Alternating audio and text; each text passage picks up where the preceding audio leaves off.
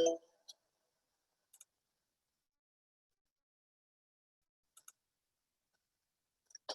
buen día. Hola, muy buenos días. Bien, cuando son las 10:05 en punto, vamos a partir entonces con nuestro sexto desayuno del Club CEO en este año, obviamente en versión remota. Así que les damos la más cordial bienvenida a su red de los CEOs de las empresas más importantes de nuestro país. Desde ya queremos darle las gracias a nuestros patrocinadores que hacen posible que este espacio se dé, en particular a las empresas GTD, DXC Technology, Entel Corp, Avalora y Tren Micro, y también a nuestros media partners, la revista I+T y la revista Trentic. Así que muchas gracias a nuestros patrocinadores que hacen posible este evento. Como ustedes podrán ver, ya hemos recorrido una buena parte del año con una serie de conversaciones con distintas personas, tanto ex CIOs que tienen una trayectoria de décadas de experiencia, también personas de múltiples industrias que nos han venido a contar cómo están utilizando las TI en épocas de pandemia. También tuvimos un interesante track con un abogado respecto de qué está pasando con este mundo del teletrabajo y las leyes, etcétera. Luego, y es algo que viene para quedarse, son los temas de ciberseguridad. Creemos que siempre tenemos que tener un track en nuestros desayunos de ciberseguridad. También hablamos de algo nuevo que son esto de las organizaciones exponenciales, de cómo estas cosas, estas fuentes de abundancia, cómo descubrir esas fuentes de abundancia y cómo poder administrarlas. Eso fue principalmente uno de los grandes mensajes que tocó Corina. Y ahora nos toca este bien interesante panel, donde vamos a hablar de qué es lo que se aprendió y qué estamos mirando para adelante, pero en tres planos, desde la mirada de un director especialista en distintos rubros de este fenómeno de la transformación digital y la digitalización de las compañías. Nos va a hablar también un propio gerente de sistema respecto ya más dentro de qué es lo que pasó dentro de un área de sistemas propiamente tal. Y también vamos a tener algo que yo creo que también es algo que tiene que llegar para quedarse en este set de desayunos que hacemos con ustedes, que tiene que ver con el tema de las personas, el tema del liderazgo, el tema de los comportamientos. Eso es algo muy importante porque todos sabemos que el gran desafío en esto es transformar la cultura. Hacia adelante, ¿qué nos viene? José Fallarza nos va a venir a hablar de un proyecto bien interesante de automatización de procesos con robótica, ¿no es cierto? El RPA. José Fallarza del PIGA, y Jaime Lama, que va a ser uno de los panelistas de hoy en día, nos va a hablar de qué ha pasado con la neurociencia de cara al liderazgo en relación a todos los hallazgos que gracias al desarrollo tecnológico se ha descubierto respecto del funcionamiento del cerebro humano. Y finalmente vamos a terminar en diciembre, como ustedes saben, con la ceremonia de premiación del Club CEO, donde desde ya vamos a lanzar próximamente este concurso para que ustedes vayan contándonos sus casos para que nosotros podamos evaluar y también sus pares para determinar finalmente quiénes fueron los proyectos más interesantes. Antes de introducir al panel propiamente tal, queremos dar algunos datos de contexto respecto de los estudios que nosotros hacemos en relación a distintas temáticas. En particular, vamos a observar qué pasó con el presupuesto TI respecto al año pasado. El efecto neto de esta variación fue prácticamente cero o con un aumento porcentual de algo más de un 1%. ¿Ya? Y lo que uno trata de entender al estar láminas es que pareciera ser incluso claro, cuando uno ve el sector financiero, tiene un comportamiento bastante disímil como, como la industria de la construcción, pero dentro de la industria de la construcción tú ves también comportamientos que son diferentes. Una empresa de ese rubro del sector construcción decide, ¿no es cierto?, continuar con la inversión de la migración de un ERP, y otra empresa decide postergar la migración de ese ERP y concentrarse en estudiar mejor los procesos, eficientarlos y luego desde ahí encarar una nueva decisión de inversión. Dice, la verdad es que el comportamiento de los presupuestos, el efecto neto, año contra año es prácticamente cero, pero tiene un comportamiento bastante disímil industria a industria y dentro de una misma industria. Y a nivel de cuál ha sido la estrategia del presupuesto TI, entendiendo que esta estrategia puede dividirse en tres ámbitos: o mantener el negocio, o hacer crecer el negocio, o transformar el negocio.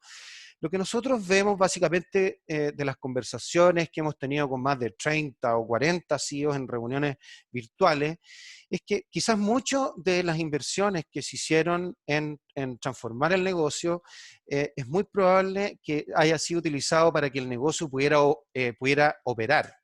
Básicamente eso. Yo creo que en algo eso va a profundizar Hernán durante su presentación. Ahora, cuando vemos las razones por las cuales disminuye, bueno, es bastante obvio que el impacto que provoca el COVID es un shutdown del sistema operativo del mundo. Así lo leí yo hace un tiempo atrás, y ese sistema operativo básicamente está muy movido por el motor de la economía. Entonces ahí hubieron varios sectores de la economía que tuvieron que hacer un shutdown muy violento, y eso evidentemente descoloca a cualquier organización. Y cuando vemos las razones del presupuesto de TI, el aumento del presupuesto, claro que hay adopción de nuevos sistemas de información y nuevas tecnologías, como esta experiencia que yo les contaba de esta empresa constructora, pero mucho también este aumento ha sido provocado por un énfasis en la ciberseguridad. Hablaba, por ejemplo, con Daniel, la cantidad de licencias de VPN, de acceso a redes virtuales en forma remota, ¿no es cierto? Es un tema de seguridad. Ahí hubo que poner evidentemente más recursos, y la facilitación de llevar a personas al mundo del teletrabajo evidentemente que produjo una presión sobre el presupuesto. Ahora, relacionado con el ciberseguridad, eh, eh, la cultura o el reforzamiento de la cultura en ciberseguridad es un tema que cada vez se está instalando mucho más en las organizaciones, debido a que las principales amenazas y las que vienen creciendo persistentemente en el tiempo se refieren a phishing y redes sociales. Y ahí, en lo que es phishing y redes sociales, evidentemente es el comportamiento de las personas la que puede hacer una gran diferencia a la hora de evitar tener de un impacto como eh, a nivel de ciberseguridad.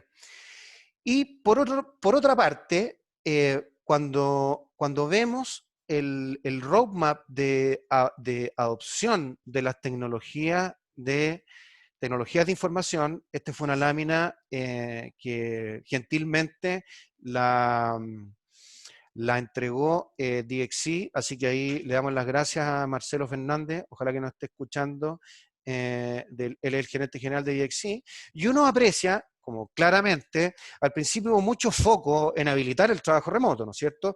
Luego empieza a haber más el fortalecimiento, el reforzamiento de las tecnologías de la información a través de tecnologías como el cloud, la modernización de aplicaciones, a través primero de corregir procesos, etcétera, todo lo que es la habilitación de más seguridad en los pagos digitales, todo lo que tiene que ver con la gestión de identidades de las personas, un tema extremadamente relevante hoy en día, sobre todo porque estamos haciendo muchas conexiones desde fuera de nuestra red.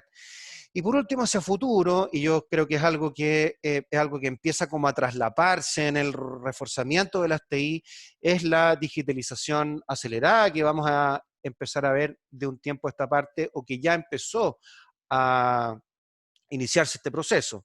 Si pensamos en el 5G, que es un tema que viene a portas, eso va a facilitar mucho la interconectividad de múltiples dispositivos y a una velocidad muy superior a cómo se hacía antes. Entonces, eso puede ayudar a desarrollar un montón de soluciones. Y por supuesto, la inteligencia artificial va a seguir jugando un rol muy importante y hemos visto también que para las organizaciones, para tomar decisiones en tiempo real, el tema del cuidado de los datos maestros es un tema súper relevante que nos ha tocado ver. Y ahora vamos a introducir, le vamos a dar la bienvenida a los integrantes del panel. Bueno, como ustedes saben, algunos lo conocen, otros no, Hernán Orellana es director en empresas de distintos rubros y es especialista en lo que es digitalización e innovación. Él tiene una trayectoria ya de bastantes décadas como un ejecutivo bastante importante. Él fue gerente general de Compaq, fue gerente general de Microsoft, estuvo en IBM, etcétera. Daniel Durán, el año pasado fue elegido como el mejor CIO por sus pares en la ceremonia de premiación del Club CIO. Él tiene muchos años trabajando como gerente de tecnologías de información de la viña Conchitoro y también ha tenido un rol muy importante en el mejoramiento de los procesos de la compañía. Y por último, don Jaime Lama, él es director regional para América Latina de Neuro Leadership Institute y él es experto en neurocoaching. Jaime posee una experiencia muy importante en todo lo que tiene que ver el desarrollo y la transformación con foco en las personas y las organizaciones. Así que no, ellos les van a contar más ahora, nos vamos a dividir, cada uno va a tener 15 minutos para hacer su presentación y luego va a haber una pequeña ronda de 5 minutos en cada uno de estos tracks por si alguien quiere hacer una pregunta. Y al final igual vamos a dejar preguntas abiertas para toda la audiencia. Así que, don Hernán, yo le paso el control para que usted pueda iniciar su presentación. Está con mute. Ahí sí, Ahí sí. estaba abriendo la presentación. Muy bien. Bueno, muy buenos días. Gracias, Francisco. Gracias, CTUC, por la invitación. Saludo también a Daniel y a Jaime. Mucho gusto estar aquí con ustedes y compartir este panel. Bueno, cuando uno escucha a las consultoras de negocio más importantes, le hace McKinsey o Boston Consulting Group o Accenture, ellos dividen crisis, esta pandemia, en tres grandes etapas, ¿no? Respecto de los negocios. Uno, lo que llaman la etapa de protección. La segunda, la etapa de adecuación. Y la etapa de la reimaginación, el renacer, ¿ya? Y en la etapa de protección, ellos recomiendan, evidentemente, proteger a los colaboradores, proteger los ingresos, ¿no es cierto?, la relación con los clientes, proteger la cadena de abastecimiento, proteger el negocio. Y en la segunda etapa, esto de adecuar, bueno, estamos en una situación distinta, nos cambió el panorama, entonces tenemos que adecuar nuestro negocio a la realidad que tenemos hoy día. Y eso ha gastado gran tiempo de las organizaciones en este momento, que significa, bueno, el teletrabajo por un lado, con qué colaboradores puedo contar o no, qué capacidad tengo, cuánto me disminuyeron los ingresos, cómo adecuo mis presupuestos, mis equipos, etcétera, cómo trabajo con mi red de logística y de proveedores, cómo me cambió el negocio, etcétera. Hay evidentemente sectores mucho más afectados que otros. Obviamente hay sectores que han tenido un boom, todo lo que tiene que ver con la no presencialidad. había una exacerbación digital, sobre la cual vamos a hablar un poquito más adelante, y hay otros que dependen mucho más de lo presencial y que obviamente se han visto mucho más afectados, ¿no? Y la tercera etapa, esto de reimaginar, es decir, bueno, después de esta pandemia, después de que llegue la vacuna y que salgamos de esta situación, ¿con qué mundo nos vamos a encontrar? O sea, ¿qué cosas fundamentales van a haber cambiado después de esta crisis? ¿Ah? Y ciertamente, este reimaginar los negocios, las oportunidades y las amenazas de futuro, tiene un corolario, tiene un subtítulo que dice acelerar digitalmente, ¿no? Porque una de las conclusiones más claras y transparentes, diría yo, de este proceso de crisis que estamos viviendo, es que el mundo va a ser mucho más digital de lo que vivimos pre-pandemia, pre-crisis. ¿Ah? Y lo notamos nosotros en el día a día, y este seminario es un buen testimonio de aquello.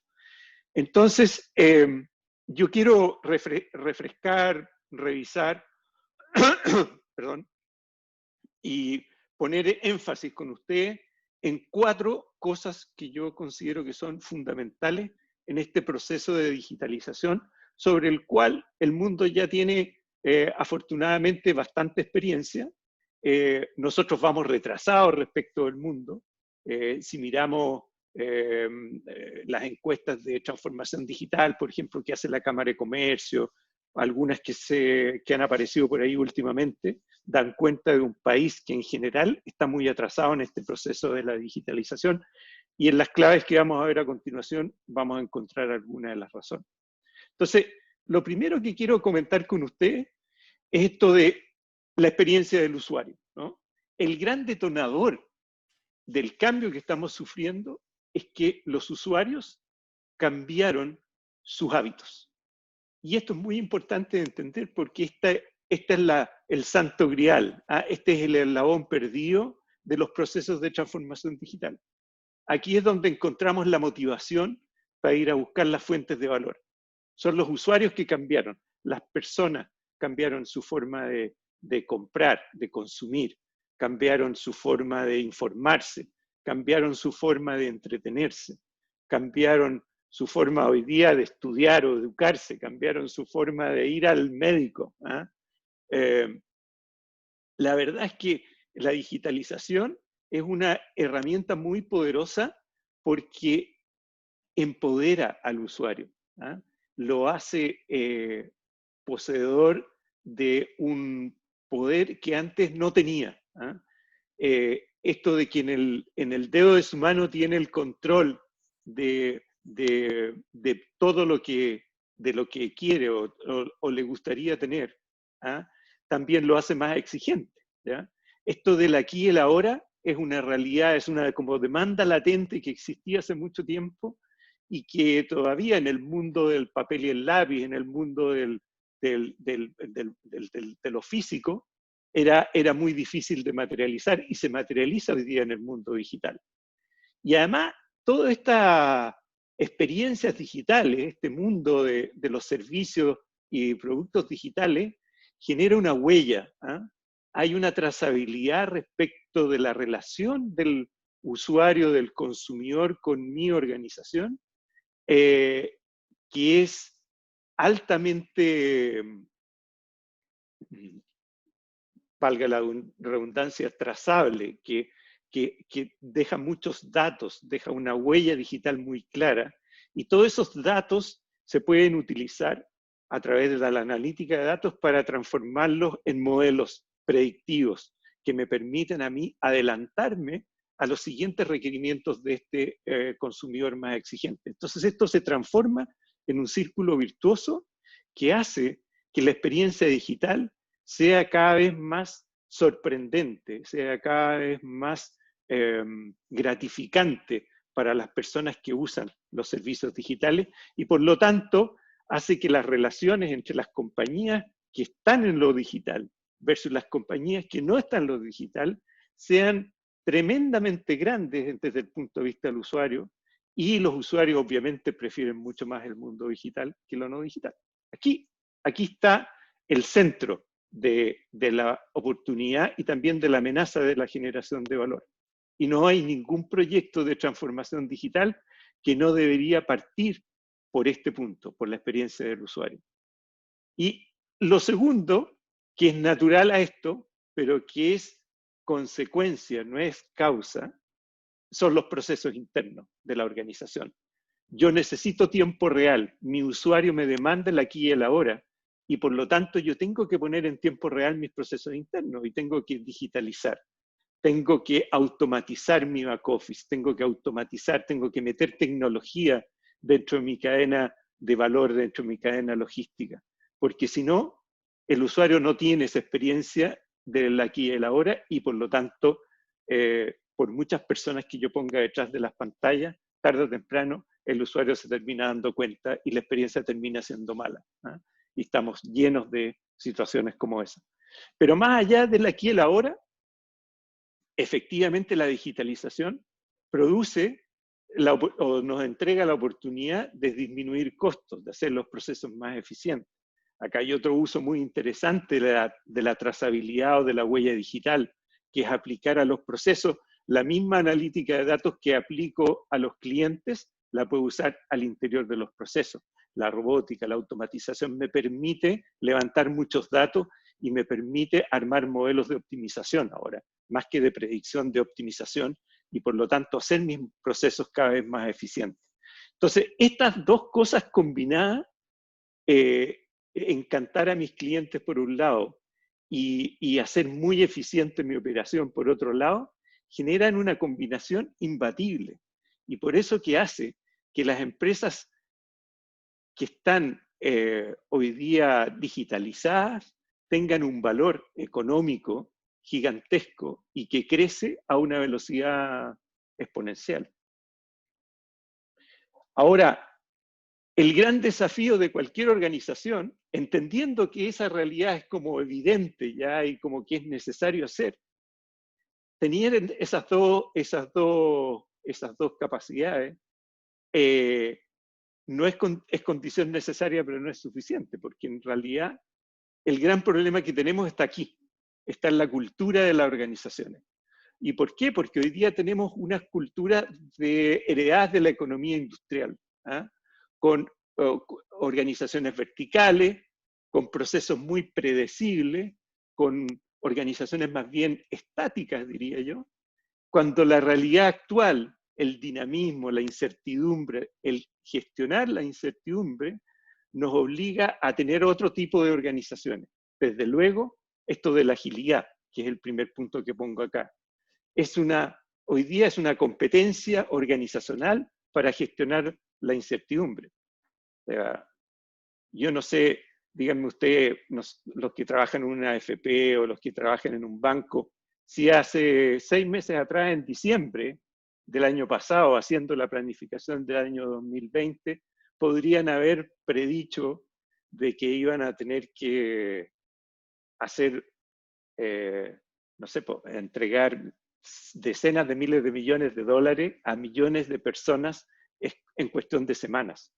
Reprogramar decenas de miles de créditos hipotecarios, entregar crédito FOGAPE o alguna con garantías estatales a cantidad de empresas en un lapso de semanas.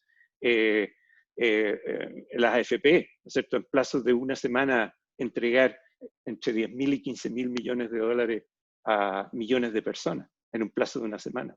Eso era absolutamente impredecible. Entonces, ¿dónde está mi capacidad para reaccionar frente a eso? Entonces, hoy día, y estas incertidumbres y estos procesos van a continuar hacia el futuro. Por lo tanto, esto de la agilidad es una competencia necesaria para sobrevivir como organización. La falla como parte del aprendizaje.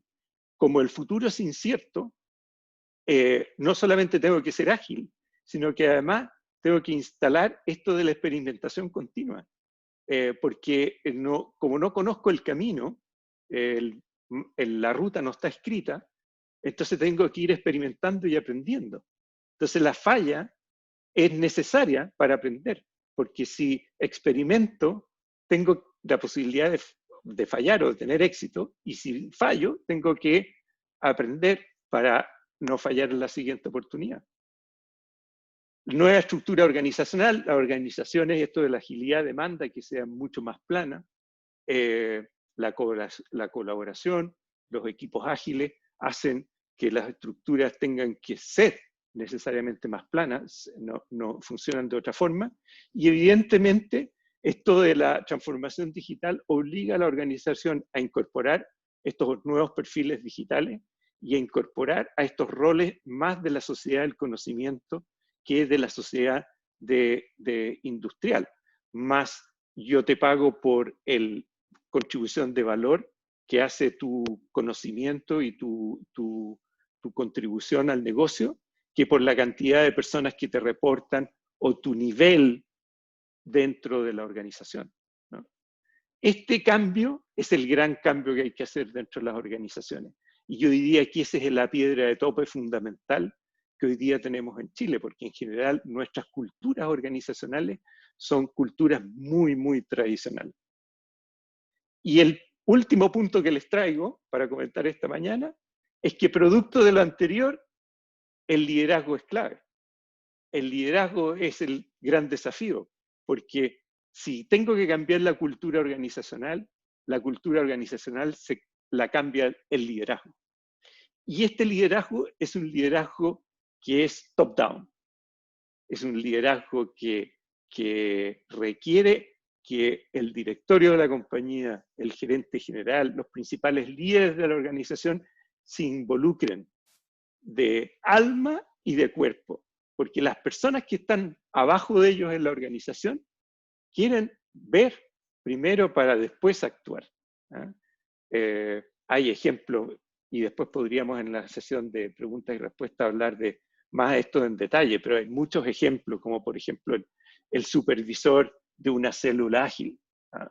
El supervisor de la célula ágil no puede decirle a la gente de la célula que vaya a su oficina a las 3 de la tarde a contarle cómo va el proyecto. El gerente tiene que ir al Spring Review o a la retro a interiorizarse del proyecto e interiorizarse de cómo la gente está trabajando. Él tiene que acomodar su agenda a la agenda de la célula. ¿Ah? Eso es uno de los ejemplos que podría comentarle en este momento. También otra cosa muy importante es que la organización tiene que cambiar. Tenemos un proceso de transformación, o sea, queremos llegar a la organización de A a B, y este cambio hay que gestionarlo. Tiene que ser evidente para todos los que estamos de que efectivamente estamos dejando A y nos estamos acercando a B. Y acá hay muchas cosas que hacer.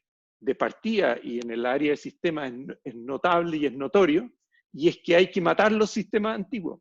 Si yo me estoy cambiando a un sistema nuevo y estoy operando de otra forma y contraté nube y estoy haciendo un montón de cosas en la nueva TI, entonces tengo que matar la antigua TI, porque si no me quedo en esta ambigüedad, ¿no? Que me gusta B, pero espérate, déjame mantenerme en A porque estoy más seguro en A y en B estoy corriendo más riesgo. Entonces la organización no termina de hacer el cambio. ¿Ah? Esto de reconocer a los héroes temprano, reconocer los logros, tratar de buscar la fruta madura que está ahí lista para ser cosechada y comunicarlo de tal manera que la organización empiece a darse cuenta de que esto no es broma, de que esto no es un cuento de que aparece en un PowerPoint por ahí de un gerente o de un área de innovación, sino que de verdad toda la organización está comprometida en este proceso.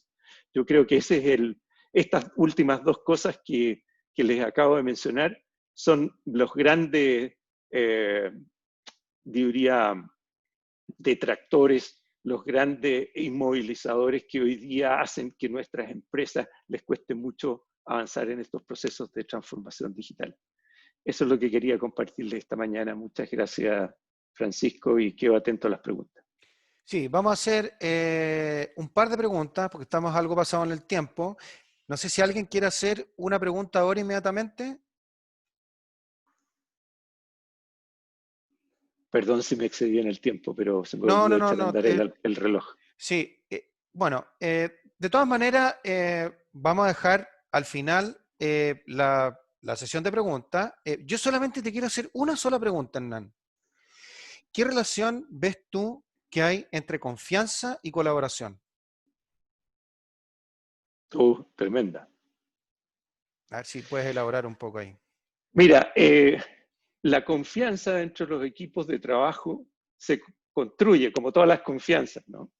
Eh, pero evidentemente la complementariedad de lo que yo hago versus lo que hace el otro hace necesaria la colaboración. Ahora, para que esa complementariedad efectivamente se produzca, ¿ya?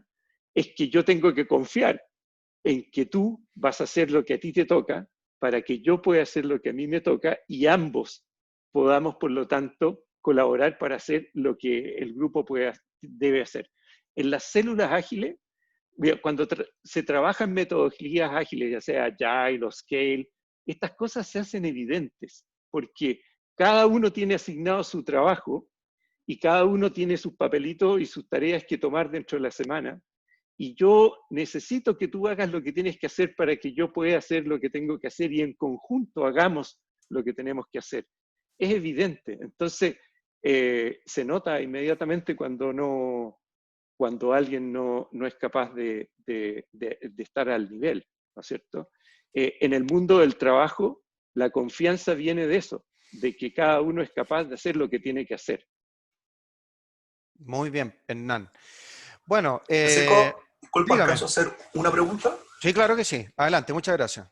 Sí, sí. Hola Hernán, buenos días. Muchas gracias por tu presentación. Súper breve en tus conversaciones con los empresarios, pero sobre todo estos últimos 6, 7 meses. ¿Cuántos has visto de esos empresarios que están ansiosos por volver a la antigua normalidad? Es decir, que la pandemia pase rápido y que volvamos a nuestra zona de confort del 2019. ¿Y a cuántos de esos has visto asumiendo que quizá esa nueva realidad ya no va a existir? Ya no existe el 2019. Hay que convivir con nuestra realidad de clientes, de digitalización y de pandemia. Gracias.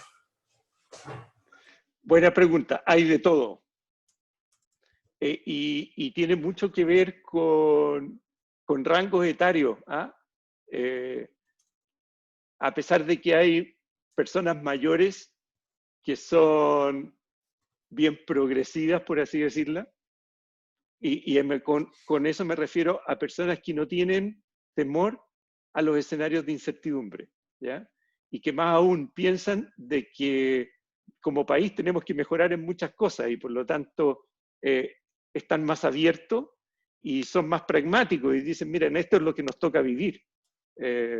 Yo tenía un jefe hace muchos años que decía, no hay negocios exitosos en sociedades fracasadas. Entonces, si queremos tener un negocio exitoso, tenemos que tener una sociedad exitosa. Entonces, y si no la sociedad no es exitosa, algo está pasando que tenemos que arreglar. Y por lo tanto, ya, ahí está ese empresario, y está evidentemente el otro, que no es capaz de ver esto, pues si yo estoy parado en la playa y no veo la ola, no veo el tsunami, no voy a arrancar. O sea, esto lamentablemente es verlo o no verlo. ¿Ah? Yo creo que hay de todo, pero lo más importante de todo, yo veo que hay una gama de personas más jóvenes, ahí están los emprendedores, están las segundas, terceras generaciones, que es gente que viene con una mentalidad distinta y que esos son los que tenemos que habilitar para que produzcan el cambio. ¿Ya? A los emprendedores, tenemos que abrir espacio de confianza y abrirle espacio incluso dentro de las empresas a través de los ecosistemas de innovación abierta, a través del trabajo conjunto, empresas grandes, empresas pequeñas, para que ellos traigan ese nuevo aire a las organizaciones. Bien, muchas gracias, Hernán. Vamos a pasar a la presentación de Daniel. Te rogaría, por favor, que puedas dejar de compartir la pantalla. Perdón, Eh, me apoderé de la pantalla. no es Ya, problema. ahí sí. Ya. Muy bien, Daniel. ¿Sí? Ahora tú puedes tomar el control de la pantalla. Perfecto. ¿Se ve? Muy interesante lo que están hablando del cambio de mentalidad. Es algo que va a desarrollar Jaime Lama a continuación de la presentación de Daniel. Muy interesante. Don Daniel. Ya. Bueno, buenos días a todos. Muchas gracias. También agradezco a C2C por la oportunidad de poder estar acá en tan buena compañía de Hernán, de una muy buena presentación. Te felicito, Hernán. Muy buena, muy interesante todo lo que nos comentas. Y bueno, saludo también a Jaime que viene después de mí. Yo en la orientación que hicimos de esta presentación, básicamente con el equipo C2C, fue principalmente contar cómo nos enfrentamos a los cambios, desde algunas cosas desde fines del año pasado, por el tema del estallido social, y también cómo nos fue con el tema o cómo nos ha ido con el tema de la pandemia. Nosotros, como ustedes saben, somos una empresa con bastantes operaciones, no solo en Chile, y llegado marzo, ¿qué nos pasó con la llegada de la pandemia? Si bien veíamos las noticias de China, lo veíamos bastante lejano, uno de los primeros temas que nosotros nos pasó en marzo con todo lo que estaba sucediendo era que nosotros estábamos en plena vendimia. Nosotros estábamos cosechando la uva. En Argentina comenzamos un poquito antes y en Chile habíamos partido como a mitad de febrero, una semana antes de lo que generalmente hacemos, porque venía con mucho calor y había madurado antes la uva. Y nos encontramos a mitad de marzo con toda esta interrogante y qué significaba, qué hacemos para trabajar en las distintas operaciones de la compañía. Gente que tenía que seguir yendo a los fundos, obviamente a cosechar, en la bodega enológica, obviamente recibir la uva y comenzar el proceso de molerla, fermentarla, hacer todos los procesos en terreno que se necesitan para poder tener los vinos después para el envasado. Y obviamente los centros de distribución, plantas de envasado, que obviamente teníamos que seguir suministrando los productos a los distintos países de donde tenemos operación. Y lo primero fue, bueno, el área de recursos humanos tomó un rol protagónico de coordinar a todas las áreas, y todas las áreas participamos y tenemos unos comités que partieron en esa fecha para ir desarrollando ciertos trabajos y ciertas actividades para garantizar que la gente estuviera todas las medidas de seguridad necesarias. Primero, obviamente, la parte segura de los fondos, las bodegas, las plantas de envasados. Tuvimos que, obviamente, abrir comedores para el casino, otro comedor, básicamente, separar los turnos, separar las mesas, instalar todos los sistemas de higiene, buscando por todos lados los medidores de temperatura que se habían agotado, las mascarillas. Empezamos a comprar, obviamente, el gel, para disponibilizar el gel no solo a la gente que iba a trabajar, sino que también que se llevaran gel para las familias. También una preocupación muy natural y sincera de que las familias estuvieran bien.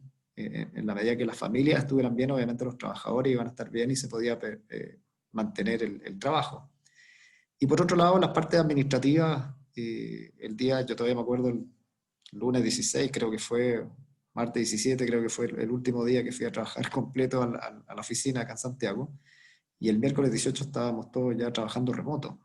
Entonces, en esas primeras semanas de marzo, cuando ya se veía venir, tuvimos una lista, una línea de gente esperando que le instaláramos la VPN famosa.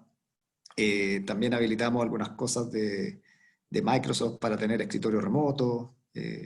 La realidad es que pudimos avanzar bien en términos de poderle entregar a las personas que necesitaban trabajar de forma remota los accesos a los sistemas corporativos, no solamente acá en Chile, sino que también en cada una de las oficinas, porque al mismo tiempo que sucedió en Chile, algunas oficinas habían también empezado ya a trabajar remoto, nos habían solicitado una semana antes algunos accesos, pero fue unos meses bien duros. O sea, no solo por toda la intensidad de trabajo que había que hacer en el área TI, sino que porque nosotros también estábamos viviendo una transformación en términos de irnos a trabajar a la casa. y no poder salir con todo lo que significaba la inquietud y la ansiedad a muchos de qué pasaba con el colegio, los niños, de personas que estaban enfermas, viendo que los casos aumentaban. Entonces realmente fue complejo, alguna gente lo tomó mejor que otra. Nosotros al principio avanzamos también en hacer una encuesta masiva de percepción ahí en abril. Nosotros lideramos ahí como TI toda esta implementación de una encuesta masiva para ver cómo se sentía la gente, para poder focalizar planes de acción con determinadas áreas o gerencias y personas en particular que sufrían más este tema del encierro, porque o no tenían una buena internet, o no tenían el equipo adecuado, o tenían a los niños, o tenían a personas o familiares de edad más avanzada y que tenían que cuidar, porque obviamente tampoco tenían los servicios que antes pudieran haber tenido. Entonces, la realidad de cada persona era bien diferente. Nosotros afortunadamente el año pasado habíamos habilitado SD-WAN, de hecho terminamos en noviembre, implementar todo un nuevo sistema de conectividad en Chile. Prácticamente ahora estamos avanzando con filiales externas, pero en Chile avanzamos muy fuerte el año pasado y eso nos permitió tener un sistema de VPN nuevo, mucho más moderno, mucho más simple para el usuario y seguro. Y en conjunto con eso, durante el verano decidimos también implementar otro sistema de videoconferencia y durante enero ya habíamos decidido que era Zoom, lo empezamos a implementar en marzo, justo llegando de vacaciones, fines de febrero, principio de marzo, y ya para el 15, 20 de marzo teníamos instalado Zoom en todas las personas de la compañía. Entonces, en ese sentido, hoy día tenemos dos sistemas, Zoom y Google Suite, y con eso la compañía ha podido trabajar realmente muy bien en términos de colaboración a distancia, y poder comunicarse bien, poder hacer presentaciones. La realidad es que nos ha servido bastante.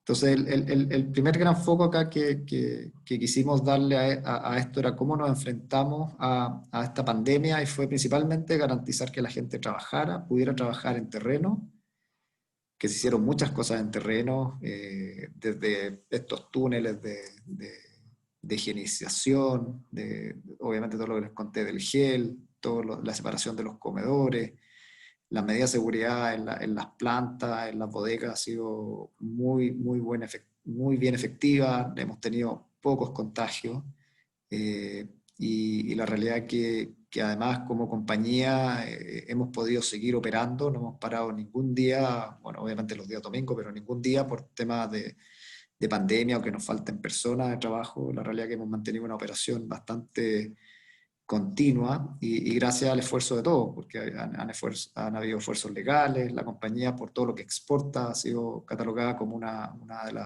de las por lo menos, empresas de fabricación que son de excepción, no necesariamente es esencial, porque el vino, si bien es un alimento, no es esencial, sí está considerado como excepción por todo el trabajo que se da, no solamente en Chile, que se da mucho trabajo, sino también en otros países y la llegada a más de 140 mercados.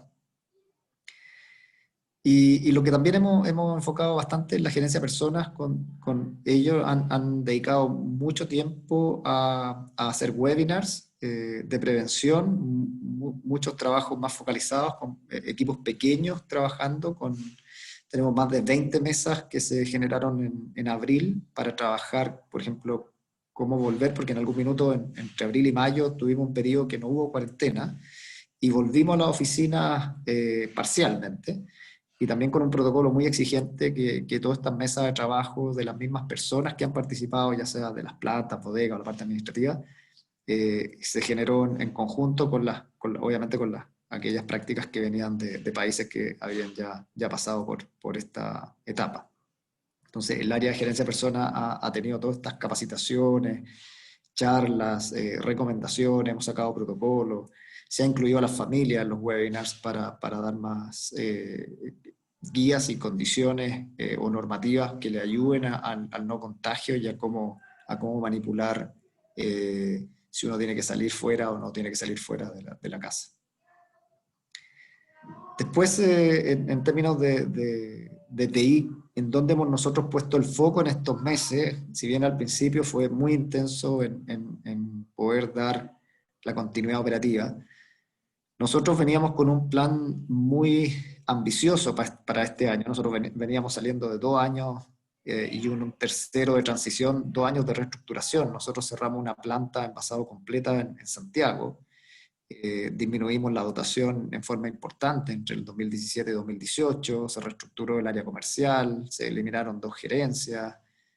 Veníamos de 2 años, 2017-2018, muy bajo en términos de proyecto. Y el 2019 fue un año de transición, porque además estamos cambiando, queremos cambiar la cultura, y lo que decía Hernán ahí es muy válido. Si el número 1 y el directorio no está convencido y no impulsa un cambio de cultura, el tema se desvanece de inmediato. O sea, volvemos a las antiguas prácticas y esto no funciona para nada. Entonces, el cambio de cultura es lento además.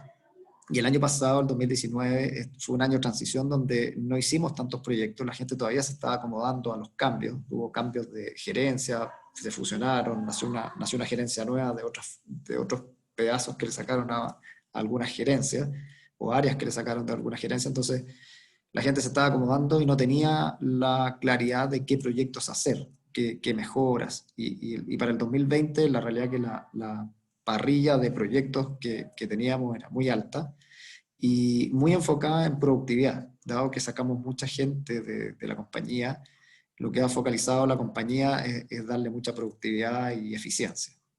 Y ahí hemos instalado sistemas como RPA este año que nos han dado muy buenos resultados en el área contable, y vamos a ir ahora por el área logística, el área de finanzas y también el área de compra de vino. Estamos haciendo proyectos bien interesantes de sistematizar procesos que los teníamos en procesos legacy, y ahí también Hernán hablaba de sistemas antiguos, sistemas con poca capacidad de escalamiento, con poca capacidad de desarrollo futuro, y también con problemas algunos de seguridad. Entonces hemos estado en diferentes áreas sistematizando, y en otras que ya están sistematizadas, optimizando con la eficiencia, con sistemas como RPA. Un foco muy alto en el e-commerce. Nosotros relanzamos un sitio web que se llama Descorcha en abril, con muy buenos resultados. Cambiamos toda la plataforma que soportaba Descorcha, básicamente dejamos solo el nombre, y obviamente lo reintegramos con SAP, toda la nueva plataforma, y la realidad es que nos ha ido muy bien, obviamente aprovechando todo este cambio que ha significado que la gente se comunique y pida todas las cosas digitalmente. Nosotros también veníamos de un cambio importante como TI en estar disponibilizando toda nuestra información, ser súper transparente, y hoy día tenemos tableros que hacemos en una herramienta que se llama Smartsheet, donde manejamos las cartas GAN, los proyectos, todo lo que hacemos en forma semanal. Tenemos visión absoluta con las áreas de negocio. Y obviamente esta pandemia ha traído desafíos, grandes desafíos. Nosotros afortunadamente nos hemos focalizado muy bien en ciertos temas de seguridad desde el principio de la pandemia, porque nos significó hacer ciertos ajustes al trabajar remoto desde la casa. Habían cosas que no estaban afinadas para que se actualizaran desde la casa en forma tan frecuente. Hemos avanzado en gestión de accesos. Nosotros hicimos también un ethical hacking hace más de un mes, y hemos estado en la remediación de esas vulnerabilidades, pero en general hemos tenido continuamente elementos de seguridad que hemos ido implementando. Y como nosotros apreciamos, por último, el panorama hacia adelante, nosotros vemos que hay una gran demanda de nuevos servicios. Nosotros hemos visto que mucha gente y muchos gerentes en la compañía que no pensaban jamás irse a trabajar desde la casa porque creían que las cosas no funcionaban, hoy día son los primeros que dicen que el tema funciona, y funciona tan bien que ellos no quieren volver. O sea, no les cabe volver ahora, y dicen, pero ¿para qué voy a volver? Y están fascinados trabajando desde la casa porque pueden hacer todo, pueden firmar, pueden tener las reuniones de avance, pueden ver cómo van los equipos. Obviamente que tiene otros beneficios también estar en la casa en términos de tiempos de traslado, cosas que antes la gente viajaba una enormidad, hoy día se dan cuenta que pudieran haberlo hecho siempre con estas tecnologías de videoconferencia. Entonces, Y creo que hay un cambio importante hacia adelante porque se ha cambiado un paradigma en gente que era muy reacia a tenerlo tan presente. Y como fue obligada por el COVID, fuimos obligados todos por el COVID, yo creo que muchas cosas van a cambiar. Nosotros vamos a seguir aumentando la eficiencia en términos de digitalización de procesos y automatización, y también con mucho énfasis en dos grandes aspectos. Nuestros clientes, que tenemos varios proyectos e iniciativas en esa área, como conocer mejor a nuestros clientes y entregarles mejores productos y servicios. Nosotros vamos a tener, y lo estamos viendo, mayor inversión en tecnología y todo lo que es asociado a ciberseguridad. Creemos que el tema cada día, y por lo visto la semana anterior, el Banco del Estado y otras empresas que han sido o han tratado de vulnerar su seguridad, creemos que esto va en aumento y hay que estar preparado, hay que estar pendiente, hay que estar parchando, actualizando los sistemas siempre, tener un área de seguridad más activa, más proactiva en este caso, y tener obviamente herramientas que te ayuden a poder hacerlo. Y por último, nuestra organización cada vez se está dedicando a mantener muy bien sus datos. Estamos en un tema de gobierno de datos también. Queremos mejorar nuestra calidad de información y asegurarla en tiempo real. O sea, queremos que la información fluya rápidamente desde el origen hacia la toma de decisiones. No teniendo, obviamente, cambio en el transcurso, pero sí agregándola de una manera que te genere valor. Y eso poder disponibilizarlo a las personas que obviamente están tomando decisiones en terreno, en la calle, la gente que obviamente, nuestros vendedores todavía están en terreno, muchos de ellos, y por el lado de la parte administrativa, obviamente tener información que nos genere esa visibilidad cada día más en tiempo real. Eso por lo menos son nuestros desafíos hoy día y hacia lo que vemos en futuro. Gracias, Daniel. Mira, Carlos Gajardo hace la siguiente pregunta. ¿Cómo enfrentarán la nueva normalidad desde el punto de vista de la cultura organizacional, sabiendo que muchas de las labores seguirán siendo remotas y sabiendo que el ser humano requiere integración con grupos? Mira, yo en lo personal, y lo hemos conversado con varios gerentes, sobre todo con la gerencia de recursos de personas hoy día, que era la de recursos humanos, lo que vemos ahí es que mucho del trabajo que hacemos hoy en día va a poder ser remoto. Y creemos que vamos a aprovechar la posibilidad de poder trabajar a distancia. No 100%, pero sí yo te diría, lo que hemos conversado es que entre un 30 y un 40% del tiempo lo vamos a poder trabajar en forma remota en promedio. O sea, va a haber personas que van a ir un día o una mañana o una tarde a la oficina. Hay otros que no van a ir nunca, van a estar 100% remotos, y hay otros que van a estar más presenciales. Creemos, o sí, que tenemos que tener una mezcla. O sea, en las reuniones en las cuales tengamos gente presencial en la oficina y gente remota, van a ser reuniones que van a ser más mixtas, en que efectivamente vamos a tener reuniones donde gente va a estar presencial en una sala y va a haber gente también remota. Y eso es un desafío, porque generalmente hacemos reuniones de sala a sala, habíamos hecho, pero no de punto a punto con sala. Ahí tenemos que interactuar más y probar esos mecanismos que creo que van a ser un poquito desafiantes, pero creo que lo vamos a lograr. Y otra pregunta que hace Alfredo Díaz. ¿Cómo es la visión y entendimiento de la digitalización por parte de los controladores y dueños de la empresa? Mira, mañana tengo directorio, así que mañana en detalle. Y uno de los aspectos que estamos revisando con el gerente general es toda la parte de digitalización. Con el gerente general estamos muy convencidos de que la digitalización tiene que seguir avanzando. Y lo que queremos ver con el directorio mañana es cómo esa digitalización se transforma finalmente no en ideas o proyectos aislados o uno a uno, sino en tener un programa digital como tal. A mí no me gusta hablar de transformación digital, creo que el término está demasiado usado. Me gusta más hablar de un programa digital porque tiene que ver con un tema de largo aliento, tiene que ver con algo que se mantiene ejecutándose en el tiempo. Y ese programa digital es parte de lo que mañana tengo que exponer y veamos cómo nos va.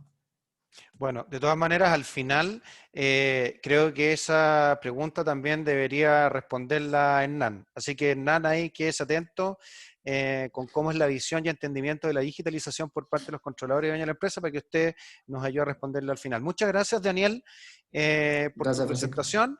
Ahora vamos a dar paso a Jaime para que nos haga su presentación que está muy relacionada con el desarrollo de una mentalidad abierta al cambio y al crecimiento. Don Jaime. Bueno, muchas gracias. Preguntarles primero si se escucha bien, si se Muy bien. recibe bien la información. Excelente. Veamos si se ve bien también. ¿Se ve bien ahí? Se ¿Se ve muy bien. Excelente. Vamos entonces a modalidad de presentación. Bueno, primero que nada agradecer a CETIUC la posibilidad de estar acá. Ha sido muy interesante escuchar las exponencias que han dado Daniel y Hernán, y también ha sido muy interesante leer las preguntas que ha venido haciendo la audiencia, porque reflejan un conocimiento muy importante de lo que hoy día se está llevando como desafío y como aspectos más relevantes en estos procesos de transformación y crecimiento en esta nueva realidad. Nosotros como organización somos una organización básicamente global, estamos en 40 países del mundo, nuestras oficinas centrales están en Nueva York, tenemos un área de investigación, educación, y nos dedicamos a trabajar con grandes compañías alrededor del mundo. Microsoft es nuestro principal cliente a nivel global, HP y así, infinidad de compañías centradas en lo que es el desarrollo de las personas desde la ciencia. Nosotros nos dedicamos un poco a traer el mundo a la ciencia, a las organizaciones, a través de modelos de neurociencia social cognitiva. Trabajamos con varias organizaciones a ese nivel mundial. Estamos ahora con un summit que hacemos en Nueva York todos los años, este año va a ser virtual. Así que lo que yo vengo a presentar acá no son mis ideas ni mi propia investigación, sino que el desarrollo de una gran organización de muchos investigadores que han trabajado estos modelos y organizaciones que han ido aplicando dichos modelos dentro de sus propias realidades. Hablando de realidades, cuando escuchamos a Hernán, cuando escuchamos a Daniel, escuchamos y vemos lo que nos pasa alrededor nuestro, nos damos cuenta que vivimos en un ambiente altamente volátil. Tenemos crisis de carácter financiera, sociales, medioambientales, pandémica, la revolución 4.0, la computación cognitiva, el futuro del trabajo, qué va a pasar con el ser humano. Es decir, estamos hoy día en una situación de constantes cambios y movimientos. Y esto ha hecho que, por ejemplo, en los últimos 10 años, el 70% de las Fortune 1000 hayan desaparecido. Esto no es un número menor. Esto refiere a un ambiente altamente volátil, altamente complejo, donde la capacidad adaptativa, de anticipación, el trabajar en mundos de culturas ágiles u otros, hacen fundamental a la capacidad de las organizaciones para poder avanzar. Y claramente el desafío está en transformar estas huellas que tenemos como programas mentales. Esto es como un software que está instalado con una serie de algoritmos en los cerebros de ustedes, que de alguna forma procesan la realidad y responden a esta desde un lugar. Y si no somos capaces de modificar el algoritmo frente a una nueva realidad, es difícil entonces poder procesar adecuadamente. Y ahí está el gran desafío de lo que han venido conversando acá. Curiosamente, ¿no es verdad? Cuando yo los escucho, estamos con gente del área de sistemas, pero aquí recursos humanos ha aparecido constantemente en esta conversación. Conceptos de cultura, conceptos de liderazgo. Pareciera ser que en esta nueva realidad el tándem entre recursos humanos y el área de sistemas o tecnología es fundamental. Y este tándem, quiero decirles que se ha venido dando desde la historia del desarrollo de la ciencia, en particular la neurociencia de los últimos 15 años, ha avanzado gracias a las tecnologías que nos han permitido ver el cerebro en tiempo real, cómo funciona a través de marcadores radioactivos, resonadores magnéticos. Es decir, gracias a ustedes, a la gente que está en el área de tecnología, nosotros hoy día podemos avanzar en la ciencia de entender cómo opera el cerebro. Pero cuando queremos entender cuáles son los mayores desafíos frente a las transformaciones, esta es una lámina de McKinsey que hace poco tiempo atrás, no es verdad, se desarrolló, y si ustedes se fijan, el porcentaje mayoritario de desafío de un proceso de transformación, como bien decía Hernán al comienzo, está en la cultura. El 36.5% se explica en la cultura. El siguiente desafío es la falta de liderazgo y talento. Un 20,2% tiene que ver con el liderazgo. Es que el liderazgo hace la cultura, lo comentaba Hernán. ¿Y cómo hace el liderazgo la cultura? Porque los líderes son los que fomentan ciertos tipos de hábitos en la organización, ciertos tipos de mentalidades. Y son justamente esos hábitos los que definen y esas mentalidades qué es la cultura de la organización. Por tanto, si uno suma estos dos elementos, casi un 57%, casi un 60% del desafío de una transformación está en la cultura y en el liderazgo. Y el resto, un 13.5% en recursos insuficientes financieros, cuellos de botellas tecnológicos, o un 16.3% en establecer una clara visión sobre cómo vamos a funcionar, traer certeza, algo que se ha conversado acá. Parte del problema que tenemos hoy día es la falta de certeza, con un cerebro muy antiguo. Nuestro cerebro es un cerebro que tiene 150.000 años, es un cerebro que no está desarrollado para este ambiente, y esto es lo primero que quisiera decirle. El casco que tenemos puesto no es para esta carrera. Es para una carrera con menos autos, con un auto mucho más sencillo, menos competidores, con una pista mucho más predecible. Por eso estamos con tantas crisis. Por eso estamos tan angustiados. Por eso Saludablemente es un programa que nace con la pandemia para apoyar. Todos los indicadores de salud mental se dispararon, sobre todo angustia, incertidumbre. Un cerebro antiguo, hecho para sobrevivir en un mundo moderno, está absolutamente desafiado.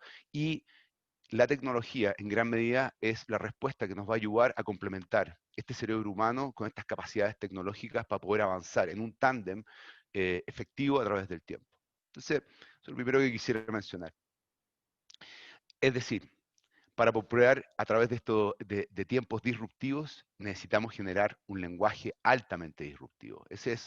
Necesitamos generar un lenguaje disruptivo para prosperar la disrupción. Necesitamos romper nuestras creencias.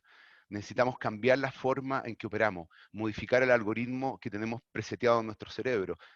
Necesitamos cambiar la manera en que percibimos el entorno, que percibimos nuestras personas y el desarrollo de nosotros a través del tiempo.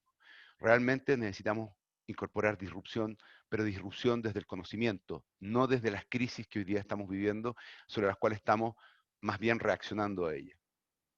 Entonces veamos de qué se trata este lenguaje disruptivo.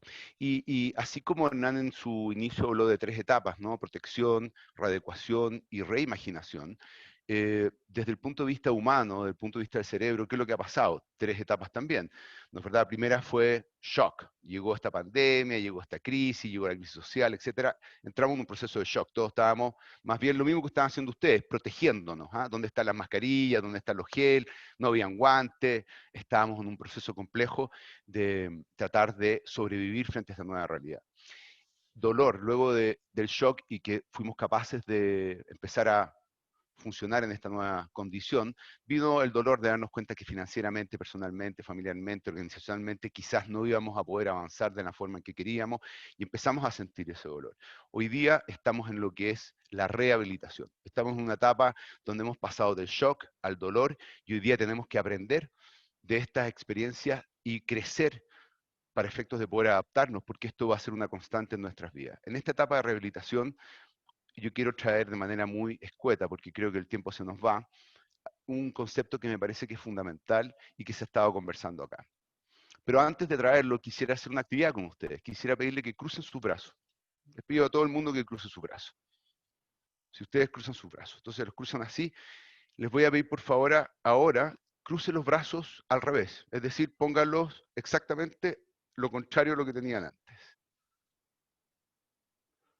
Y quiero preguntarles, ¿cómo les fue cuando tuvieron que cambiar la forma en que cruzaban los brazos? ¿Qué les pasó? Cortito. No fue Dice yo, transparente, hubo que hacer un esfuerzo. hubo que hacer un esfuerzo, ¿no es verdad? Hernán, que comentabas todavía algo no verbalmente, ¿no es verdad? Volví a ponerlos en la misma posición. Volví a ponerlos en la misma posición, ¿no es verdad? No, es decir, nuestro cerebro está habituado a una forma de funcionar, y como está hecho para hacernos sobrevivir, busca normalmente volver a los mismos patrones que tenía previamente prefijados en su sistema conectivo. Cambiar esos patrones, en un caso tan simple como descruzar los brazos, es una molestia, es una dificultad, cuesta. Efectivamente, nuestro cerebro opera desde un sistema automático. Nosotros hacemos 300 trillones de conexiones. Es una cantidad de conexiones que son difíciles de procesar, ahorra mucha energía. Todos los sistemas son automáticos. Nuestras percepciones, nuestra concepción de la realidad es automática. Si cruzar los brazos es difícil, imagínense cambiar los comportamientos. Imagínense cambiar la cultura. Imagínense cambiar el liderazgo, que involucra mucho más elementos que solamente una memoria motriz en un ganglio basal, que es un sistema automático inconsciente que tiene que ver con el tono muscular y las respuestas involuntarias automáticas de nuestro sistema. Entonces, si algo así es tan complejo, cambiar la cultura y el liderazgo es fácil de decir, pero es muy complejo de hacer.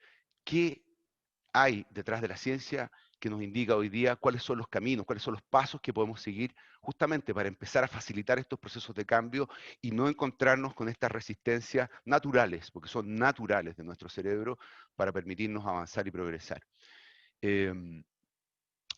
Algo que es muy relevante y que ha sido estudiado desde hace mucho tiempo es el efecto de las creencias en nuestros comportamientos. Y aquí vamos a empezar a meternos un poco en investigación. En los años 60, un psicólogo, ¿no es verdad?, diciéndole a los líderes que eran muy buenos líderes, demostró que la gente cuando cree algo, efectivamente el comportamiento se alinea con la creencia. Es decir, terminaban siendo muy buenos líderes porque se les había dicho. En los años 90, una psicóloga trabajando con mediación de impulso, es decir, cuánto yo puedo regular mis impulsos frente a algo que me interesa obtener. Cuando la gente se decía, oye, tú tienes mucha capacidad de control, mucha capacidad de regulación, la gente efectivamente tenía un comportamiento alineado. Las creencias definen nuestros comportamientos y es importante entender que en este mundo del cambio hay creencias que son muy, muy relevantes. Y una de ellas, que hace una discusión desde siempre en la psicología, es que si uno nace o se hace.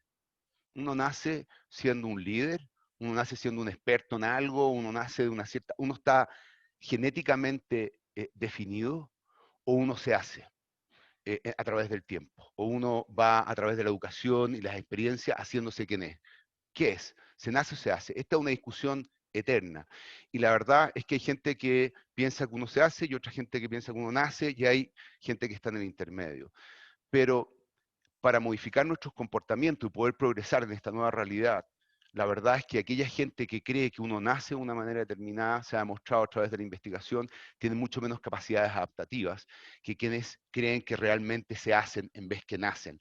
Es decir, ahí empieza a tomar un rol fundamental la mentalidad con la cual yo me miro a mí mismo, con una mentalidad desde la cual yo me miro fijo o con una mentalidad desde la cual yo me miro en proceso constante de cambio, desarrollo y crecimiento. Y es ahí donde nos damos cuenta que la mentalidad tiene un efecto importante en nuestras creencias y creencias en nuestros comportamientos. Y nuestros comportamientos, nuestra mentalidad, y este circuito es el que hoy día nos tiene funcionando bajo ciertas realidades fijas o ciertas organizaciones que son el 30% de ese 100% de la Fortune 1000 que no desaparecieron, que están constantemente readecuándose porque piensan que uno no es, sino que uno se hace constantemente. Es decir, el cambio de mentalidad es parte fundamental de poder progresar en esta nueva realidad para poder modificar nuestros patrones de creencia y comportamiento. Esto modifica los circuitos mentales del cerebro. Hace un cambio que no es solamente una idea que tienes tú en la cabeza, modifica los patrones y los circuitos de conexión. Y de manera muy importante, porque genera una química distinta. Si yo me miro fijo frente al cambio, el cambio pasa a ser un problema para mí. Y ese problema pasa a ser una amenaza. Y esa amenaza desarrolla en mí una química que no es propositiva para despegar mis capacidades cognitivas, de pensamiento, mis capacidades adaptativas. Por el contrario, me pongo en una posición defensiva. Entonces, el trabajo de Carol Dweck, que me gustaría traer acá, y rápidamente, porque sé que se nos va el tiempo, Carol Dweck es una neurocientífica de la Universidad de Stanford, quien trabaja codo a codo con el instituto, de hecho ha hecho presentaciones en nuestros eventos en Nueva York, y ella define que existen dos tipos de mentalidad. Una mentalidad fija, ¿no es verdad?, que siente que las cosas, yo soy bueno para esto, malo para esto otro, siente que las cosas están dadas de una forma determinada, versus una mentalidad abierta al cambio y al crecimiento, que es esa mentalidad que cree que constantemente las cosas están en procesos de desarrollo, que uno necesita irse adaptando, que el cambio es parte de la vida y que uno está en constante cambio. Dicho sea de paso, esa es la realidad. El proceso de cambio es constante, tanto en la neurogénesis como en la neuroplasticidad de nuestro cerebro. El cambio es una variable constante. Sin embargo, cuando adoptamos una mentalidad fija, no nos, de alguna forma, hacemos cargo de nuestro potencial adaptativo. Y por eso yo puse en la mentalidad fija un cerebro más bien gris y en el otro lleno de colores y oportunidades. Una mentalidad abierta al cambio y al crecimiento mira las cosas de manera muy distinta. Y eso es muy importante porque acá vamos a hacer un algoritmo, ¿no es verdad? Y un algoritmo que tiene dos salidas, ¿no es verdad? Un algoritmo que dice tu cerebro y la representación frente al cambio, frente a estos procesos de transformación. Cuando yo tengo una mentalidad fija, ¿no es verdad? La representación del cambio en mi cerebro es una amenaza. nuevos objetivos. Oye, tienes que cambiar tus objetivos, pero es que yo no sé si voy a poder llegar a esos objetivos. Tienes que modificar tus patrones de comportamiento y la forma en que funciona. Yo no sé si soy bueno para eso. La organización está transformando la cultura, estamos mirando las cosas de una perspectiva distinta. Sí, pero la verdad que yo no me ajusto mucho a esas creencias. Entonces, ¿qué es lo que está pasando? Cuando tú trabajas con una mentalidad fija, estás recibiendo ese nivel de respuesta, porque la mentalidad fija ve el cambio como una amenaza. Y cuando tu cerebro ve algo como una amenaza, desencadena un distrés que tiene cortisol, que tiene una serie de químicos que te permiten adaptarte rápido a una situación, atacar o huir desde tu cerebro, te permiten rápidamente, pero no permiten generar un proceso mucho más complejo de razonamiento, de reflexión, de cambios de comportamiento, que necesitan otra química, que necesitan dopamina, que necesitan oxitocina, necesitan tener cierto nivel de tensión y placer. Hay una serie de investigación al respecto. Entonces, cuando yo tengo una mentalidad fija, ¿no es verdad? Mi mirada al cambio es una amenaza y eso produce cierta química en mi cerebro que no me permite adaptarme en ambientes complejos. Solamente me permite responder a una situación de ataque o huida frente a un riesgo que está al frente mío. Eso es lo que nos está pasando hoy día, que tenemos un cerebro que está sobrepasado por los niveles de amenaza, en particular porque no tiene certeza. Y no tiene certeza para el cerebro es un problema. Frente a una mentalidad fija, está la mentalidad abierta al cambio y al crecimiento. Y la mentalidad abierta al cambio y al crecimiento mira el cambio como una oportunidad. Esto es parte de una oportunidad para crecer. Los objetivos que son un poco más demandantes me van a permitir estirarme.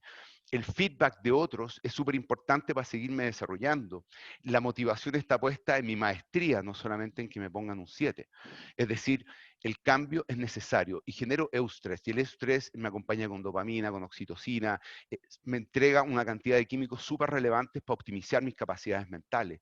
Entonces, el desarrollar en nuestras culturas organizacionales y en las personas con las que estamos trabajando hoy día una mentalidad abierta al cambio y al crecimiento es fundamental para los procesos de transformación. Desde la química del cerebro, uno podría ahondar acá en esta lámina, la verdad, mucho tiempo entendiendo cuáles son las repercusiones entre la relación entre la emoción y mis capacidades cognitivas, mis capacidades de razonar, de pensar, de reflexionar. Quiero decirles rápidamente, para que se entienda un poco la situación en la que estamos. Cuando tú estás amenazado, en estricto rigor, es un área límbica la que opera tu cerebro, quita energía de tu capacidad cognitiva. Esto es un sistema que funciona inversamente proporcional, comparte energía. Entonces, cuando hay una amenaza muy grande, tú dejas de pensar, puedes llegar hasta un shock, puedes llegar inclusive a dejar de operar. Tu cerebro concentra a nivel de sistema autónomo todo en el ataque o en la huida. Entonces, se activa este sistema, este se desactiva. Pero cuando tú tienes la mirada de una oportunidad, cuando tú te sientes tranquilo, no amenazado, activas todas tus capacidades cognitivas, reflexivas, asociativas, regulativas, de planificación, de insights, creativas, de innovación. Una célula ágil vuela en esas condiciones. Entonces, ¿cómo hago yo para generar condiciones en que mi cerebro esté funcionando más bien del lado de la oportunidad y no del lado de la amenaza? Porque químicamente y desde un punto de vista energético voy a tener mucho menos capacidades adaptativas en una posición que en la otra. Y eso es el trick. Tenemos un cerebro antiguo, pero en un mundo nuevo. Por eso esos circuitos están prefijados. Y ese es el desafío, entender cómo opera nuestro cerebro y desde ahí construir modelos que nos permitan avanzar en esas condiciones generando oportunidades, no amenazas en ellos. ¿Cómo lidero con el cerebro en mente? ¿Cómo funciono con el cerebro en mente? Claro, una mentalidad fija está centrada en la ansiedad, en la defensiva, foco en el problema, emociones negativas, quiere mantener, oye, lo veníamos haciendo así, en el status quo, perdió los detalles del problema, usa estrategia evitativa, prefiere no enfrentarse, ¿no es verdad? Versus una mentalidad abierta al cambio, al crecimiento, foco en soluciones, mantener la mirada en el objetivo, hacer las cosas cada vez mejor, mantenerse abierto y determinado, totalmente comprometido, motivado por la emoción de avanzar. Eso es lo que una mentalidad abierta al cambio y al crecimiento nos otorga. Me gusta mucho algo que también comentó Hernán, y justamente lo traigo acá, Hernán, porque lo menciona Thomas Alva Edison. Thomas Alva Edison fue un gran inventor. En su época hubiese sido un señor de sistemas fabulosos, probablemente estaría metido en inteligencia artificial haciendo cosas increíbles. Pero en su época él inventó muchas cosas, entre esas la ampolleta. Y me gusta este ejemplo porque en algún minuto se acerca uno de sus discípulos y le dice, oye, don Tomás, 1000 ampolletas, ni una funciona. ¿No se siente usted un fracasado? Y Edison le dice, por el contrario, eso es percepción de error. Yo he aprendido 1000 veces cómo no hacer una ampolleta. Ese es el tipo de mentalidad que necesitamos hoy día, centrada en el aprendizaje. El aprendizaje implica experimentación, la experimentación implica errores, pero si mi percepción de error desde una mentalidad fija es fracaso, estoy perdido. Pero si mi percepción de error es aprendizaje, que es la de la mentalidad abierta al cambio y al crecimiento, entonces sí puedo seguir experimentando y aprendiendo a través de ensayo y error, cómo ir descubriendo a través de estos procesos de transformación los caminos más adaptativos y efectivos en el logro de las metas. Entonces, quise traer ese ejemplo acá porque me parece que vale la pena mencionarlo. Es precisamente, y ahí lo dice Carol Dweck, que es la que desarrolla este modelo, la pasión por esforzarte a ti mismo y mantenerte ligado a esta, inclusivo especialmente cuando algo no va bien, es el sello distintivo de una persona con mentalidad abierta al cambio y al crecimiento. Es esta la mentalidad que nos permite a las personas prosperar en tiempos difíciles. Nosotros necesitamos integrar esta mentalidad no solamente por una transformación digital, para modificar todos nuestros sistemas de vida. Lo que se nos viene por delante no solamente está dentro de las organizaciones, está en todas nuestras vidas y cómo vamos a poder seguir avanzando bajo esas condiciones.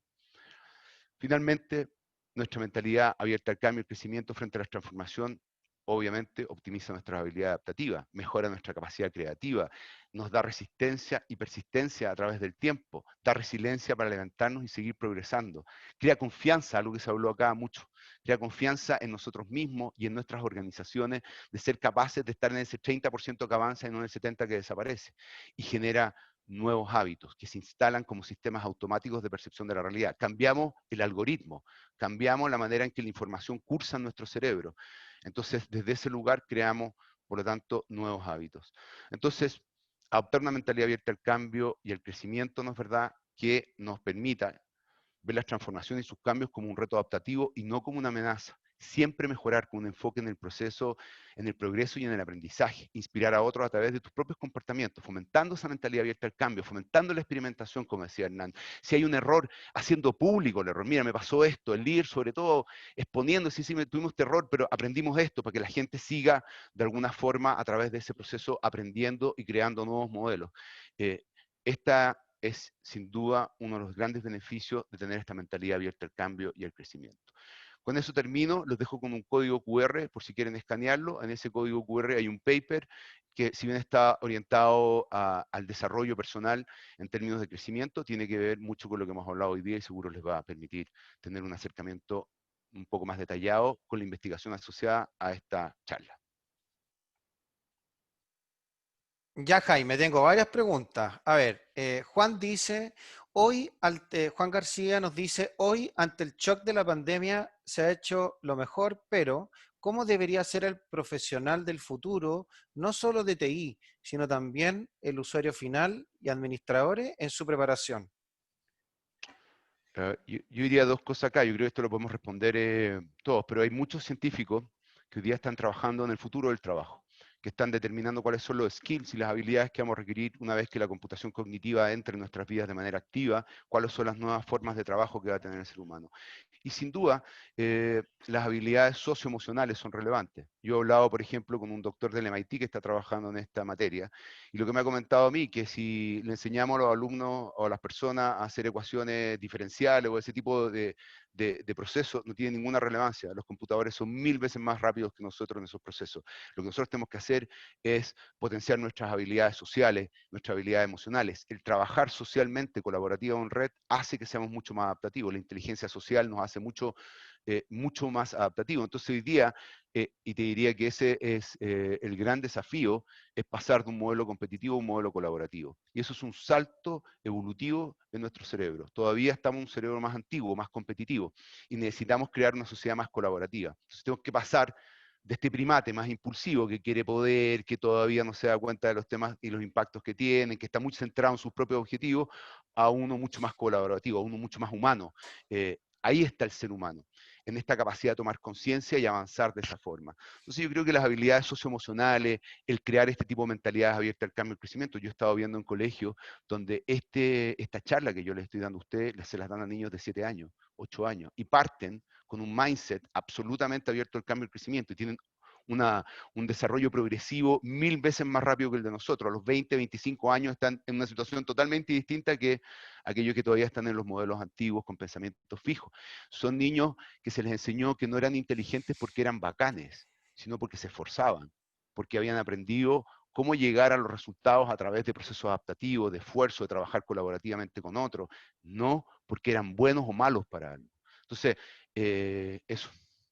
Otra pregunta que le hace Peter Roberts es el paso de shock a dolor y a rehabilitación. ¿Ocurre a diferente velocidad en cada persona? ¿Cómo manejar el hecho de que un grupo de personas, algunas están en dolor y otras en rehabilitación? Sí, es interesante tu pregunta. Yo creo que no existe una fórmula para todos. Una de las cosas que nosotros descubrimos en neurociencia es que el cerebro tiene 100 billones de neuronas, cada neurona tiene 10.000 dendritas, un axón, con conexiones electroquímicas entre ellas, 300 trillones de conexiones. Yo no sé si hay un computador que tenga eso, 300 trillones de conexiones. Entonces, en tiempo real todos somos distintos. No existe una única fórmula. Lo importante acá es adecuar a las características de cada uno. Hay personas que van a estar mucho más amenazadas. Nosotros generamos una escala de nivel de amenaza y según las escalas de nivel de amenaza, dentro de tu sistema, cómo estás operando cerebralmente. Y hay gente que todavía está en el nivel 1, otra está en el nivel 2, nivel 3. Lo importante es saber en qué nivel estás y como líder, cómo ayudar a tu equipo, a cada uno de ellos a pasar del nivel que está a un nivel manejable. Les quiero decir que esto no es la panacea. Nosotros no vamos a llevar a la gente a vivir en el nirvana, ni el mundo se va a ordenar. Tenemos que hacer manejable lo inmanejable. Ese es el desafío hoy día. Entonces, hacer manejable lo inmanejable para cada uno es distinto. Y esto requiere tiempo. Liderar con el cerebro en mente requiere tiempo y dedicación. No es simplemente una fórmula única. Bien, ahora una pregunta abierta para todos los panelistas. Daniel, Jaime y Hernán, ¿cuál es la opinión de ustedes sobre la estrategia para acelerar la transformación digital mediante un enlace entre empresas y emprendimientos, startups, etcétera? Ya son comentarios. Me parece que la digitalización obliga a abrir la ventana a las organizaciones para buscar oportunidades de mejora en los mercados de innovación, apoyando su desarrollo o coordinando esfuerzos mediante la colaboración interindustrial. Esta pregunta la hace José Rodrigo Sánchez Azócar. Abro la palabra a los panelistas, Hernán, Daniel. Bueno, en realidad, a ver, yo la presentación que hice en poco más de 15 minutos, porque en realidad parece que me pasé un poco el tiempo, así que pido disculpas de nuevo, tiene un par de láminas adicionales.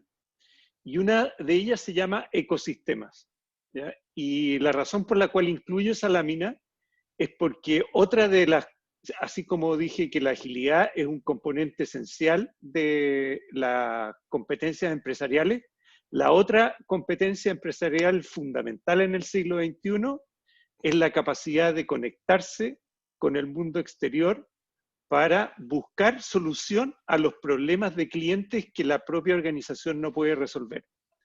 En la economía industrial, las empresas estaban acostumbradas a mirarse el ombligo y a buscar dentro de sí las capacidades para resolver los problemas de los clientes. Pero en la economía del conocimiento y en esta digitalización que estamos viviendo acelerada o exacerbada, los problemas de los clientes son cada día más difíciles, de resolver. Y por lo tanto yo no tengo las capacidades al interior, ni tampoco tengo el tiempo. Y en este escenario de incertidumbre, tampoco me puedo tomar mucho tiempo en buscarla, porque probablemente el problema ya lo resolvió otro o cambió en el tiempo. Entonces, mi capacidad de competir y responder tiene esto intrínseco, que es la capacidad de conectarse. ¿Y cómo se conecta uno con este ecosistema? Es a través de los modelos de innovación abierta, que parten a través de estos concursos o llamados, hackatones, etcétera, cosas con las cuales yo convoco a terceros a que se conecten con mi organización, pero también tiene un trasfondo tecnológico y es la economía de las API, podríamos entrar en muchos detalles, pero el API Manager, cómo mi tecnología tiene estos microservicios, estas capas de conexión con terceros que me permiten efectivamente conectarme con emprendedores y con terceros que en general son conexiones digitales, ¿ya? Entonces, esta capacidad es una capacidad que las empresas tienen que desarrollar, que es parte de los procesos de transformación digital y que no es trivial desarrollar. Primero hay que reconocer que no tengo todas las capacidades al interior de mi organización para resolver un problema. O sea, humildad, llegamos tarde a la repartición de la capacidad y las competencias digitales y por lo tanto tenemos que ir a un tercero a buscarla. Eso es una humildad que en Chile falta mucho. Y lo segundo, la capacidad de hacer la conexión. Y después hay otras cosas que podemos elaborar más adelante, pero en esencia eso es fundamental. Y es una gran oportunidad post pandemia. O sea, los emprendedores son digitales 100%, son mucho más digitales que las empresas grandes, pero las empresas grandes tienen los problemas y tienen los clientes. Entonces, un círculo virtuoso maravilloso, es una gran oportunidad. Hernán, quisiera complementar una pregunta que hizo Alfredo, tú como director. También algo dijo Daniel respecto a este tema. ¿Cómo es la visión y entendimiento de la digitalización por parte de los controladores y dueños de las empresas con las cuales tú frecuentemente interactúas? Mira, yo en general tengo un problema porque yo trabajo con empresas que están en procesos de digitalización, ya sea bien avanzado o que creen en esto, porque si no, no estaría ahí, ¿no? No tendría nada que hacer.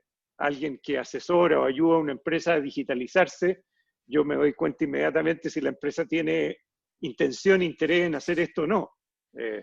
Yeah. Entonces, en general me pasa que hay muy buena predisposición. O sea, yo soy director de un banco que yo creo que no sé si será el mejor, pero uno de los buenos ejemplos en Chile de digitalización y de inversión y de transformación digital.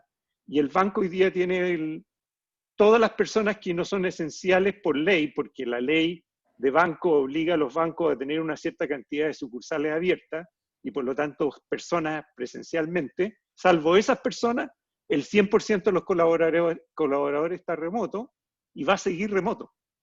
¿Ah? Claro. Y no hay una intención de volver a la oficina y hay un plan muy serio para reformar todos los ambientes de trabajo, porque nosotros, y digo yo, me incluyo, en el banco no pensamos que esto va a ser 100% remoto. Va a ser una cosa blended, una mezcla, ¿no? Las personas van a elegir y van a tener esa posibilidad de elegir qué días, qué horarios, y va a haber una cosa bien mixta y cada empresa, cada organización y cada ritmo de negocio va a requerir algo distinto, pero las capacidades van a estar ahí. Lo que es claro es que las oficinas van a tener menor ocupación de la que tienen hoy y Claro. ahí las empresas van a tener que adoptar prácticas de escritorio flexible, van a tener que adoptar una serie de prácticas que algunas empresas digitales vienen haciendo hace mucho tiempo. Bien. Vamos a hacer la última pregunta, Jaime. Dígame. Francisco, solamente perdón. hay algo que estaba escuchando en los comentarios que me gustaría hacer una observación al respecto porque me parece, me genera un poco de desafío abordarlo. El siguiente, he estado escuchando en esta conversación la importancia de fijarse en las diferencias etarias, ¿no? En esto de las características de ciertos grupos, ¿no? Estos millennials, y etcétera, o gente más joven, o grupos etarios más jóvenes. Yo quisiera decirles que lo que nosotros hemos descubierto a través de la neuroplasticidad es que no existen diferencias en la mentalidad producto de la edad. Esto tiene que ver con mis creencias. Puede ser que mis creencias me afecten o no, producto de mi historia, que va a ser cuando yo tenga más edad, mucho más grande, ¿no es verdad?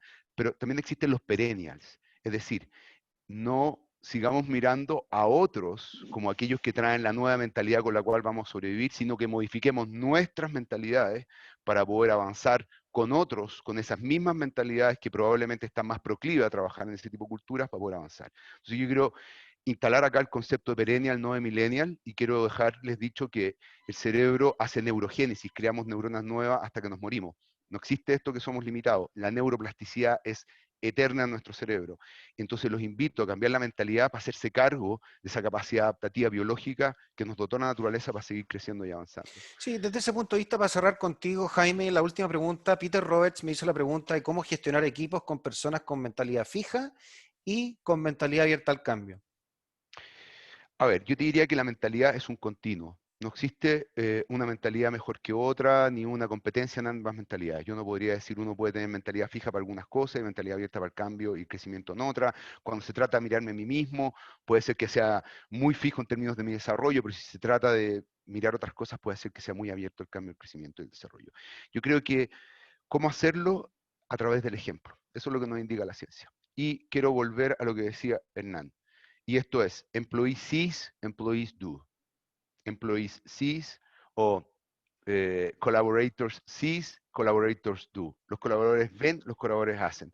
Los líderes tienen una gran influencia en la cultura porque son los principales promotores de los hábitos en sus equipos de trabajo y los hábitos hacen la cultura.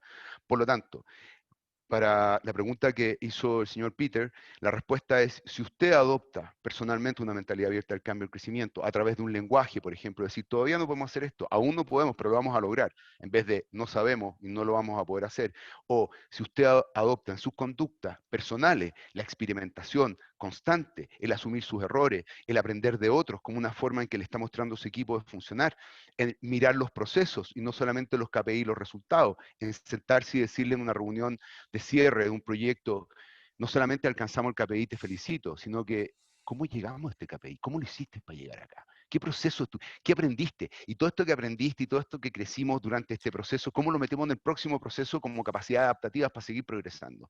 Entonces, pasa por adoptar esa mentalidad como líder y eso va a repercutir en el equipo automáticamente por la manera en que está configurado nuestro cerebro y la mirada del líder.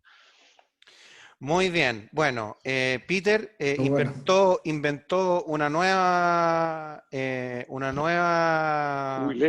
Jubilenial, sí. Sí. Está bueno, está bueno. Oye, estamos muy atrasados, así que vamos a dar por cerrada esta presentación. Agradecerte a ti, Hernán, a ti, Jaime, a ti, Daniel.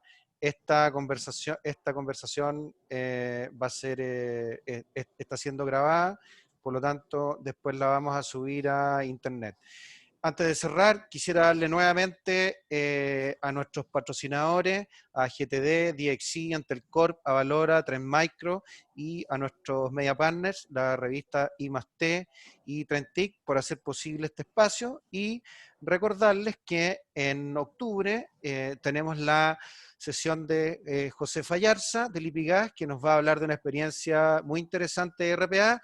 Y vamos a escuchar nuevamente la charla de Jaime, pero ahora vamos a ir en profundidad en otros temas, de cómo desarrollar quizás esta mentalidad abierta al cambio y al crecimiento, y en diciembre vamos a terminar con la ceremonia de premiación del Club CIO. Así que desde ya darles las gracias y agradecería mucho a las personas que han participado en este Club CIO remoto, que contesten la encuesta que les mandó Matías, y por supuesto ahí está haciendo también un poquito pasando avisos de que nos ayuden a contestar la encuesta de capital humano que tenemos abierta hoy en día. Así que sin más, darle las gracias. Fue una conversación bastante interesante, donde tuvimos 3 visiones distintas y donde hay espacios de convergencia claramente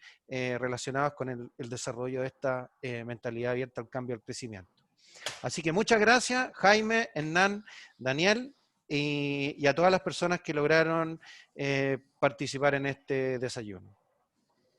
Con esto damos por cerrada la presentación. Gracias, Francisco. Gracias. Gracias. Chao, muchas gracias. Que tengan una excelente semana. Igual. Gracias, Francisco. Gracias. Que tengan una excelente Gracias a usted. semana.